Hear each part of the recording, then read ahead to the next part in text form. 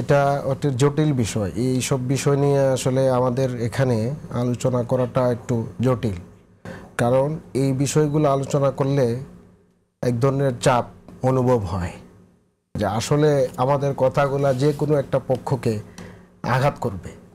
করবে বলতে হয়তো মনোকষ্ট পেতে পারেন।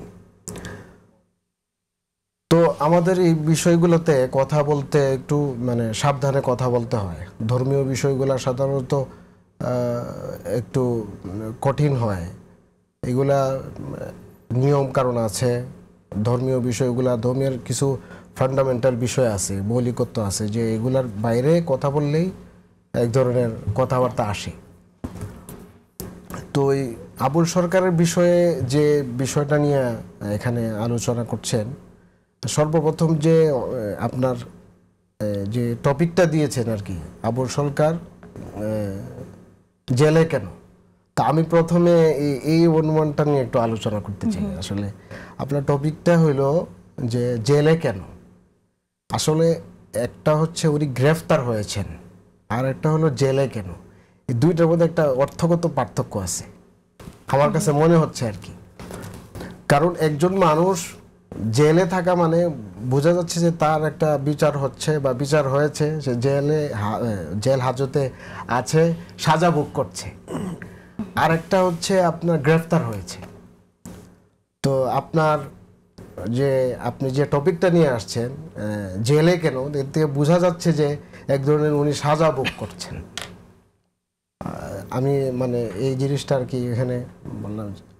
এখন দর্শকরা তো বিচার করবে, আপনারা বিচার করবেন আসলে ঘটনাটা কি।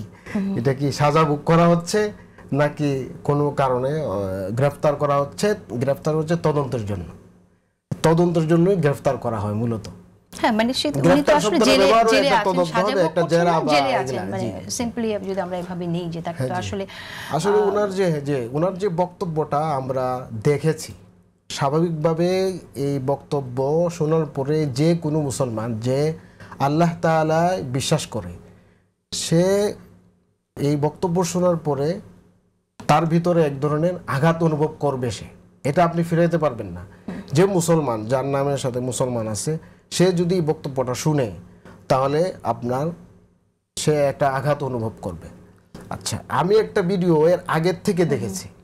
এর আগের থেকে এটা তো একটা খণ্ডবিক্ত বক্তব্য, যেটা এই বক্তব্য শোনার পরে আপনার কাছে দুই ধরনের কথা আপনার জেহেনে আসবে। একটা হচ্ছে উনি মুসলমান কিনা এই বিষয়ে, আর একটা উনি সংশয়বাদী কিনা। আমরা তো সংশয়বাদী, যে উনি সংশয় প্রকাশ করছেন না মুসলমান, না উনি প্রশ্ন তুলছেন। যেটা ওনার ব্যাপারে যারা কথা বলছেন তারা বলছেন যে এটা আসলে উনি প্রশ্ন আকারে দিছেন। কিন্তু আপনি যদি ভালো করে এটাকে আকপিস করে ভালো করে দেখেন, তাহলে দুই ধরনের অনুভূতি হবে। যদি আপনি যে অংশটা ভাইরাল হয়েছে এই অংশটা দেখেন, তাহলে আপনার সাথে সাথে তার ব্যাপারে আপনার উত্তেজনা আসবে। তার যে বক্তব্য ধরন ছিল, একদম সরাসরি আল্লাহ তাআলাকে নিয়ে প্রশ্ন করা হয়েছে।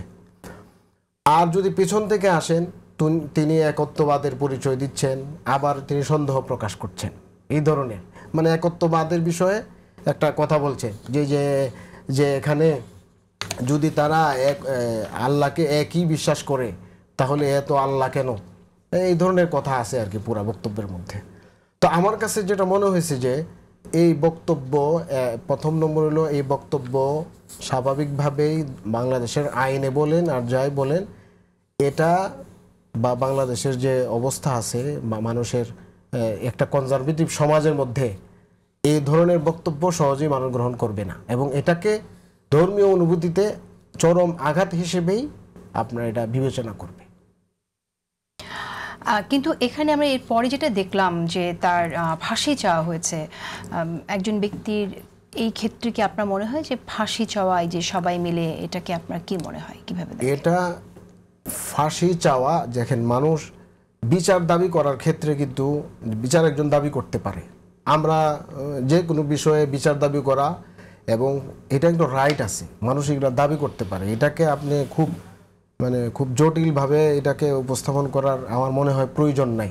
ফাঁসির দাবি করতে পারে। এখন হচ্ছে ফাঁসির দাবিটা ঠিক কিনা, রাইট কিনা, এটা আপনার আইন কিভাবে বলে।